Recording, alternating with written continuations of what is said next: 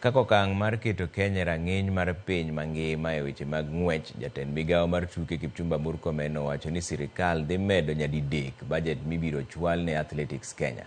Murkomen omedo lero ni giikore mar tiyo kanyakla mondo giked gi yedhe mamedo jong'wech teko e pacho kaendie, mar neno ni midhiero kamano orumo chutho e kind jong'wech mag Kenya. Nowacho magi seche mano bedo gi romo e apisi mag Athletics Kenya kawuono.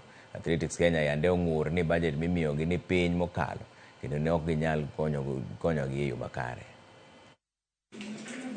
It's not true that ADA is grounded. It's not. We have put in place contingency measures to support their budget, and even as we wait for budgeting process to go on, we have expended resources from the sports fund to make sure that anti-doping agency is functioning as it should. And there will be no day that they will suffer because of money. Monies will not be the issue. If we are unable to do what we need to do in matters doping, it will not be because of money.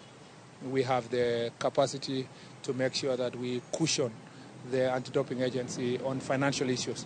And we're working together with the Ministry of Finance and Parliament to enhance the budget in the next supplementary.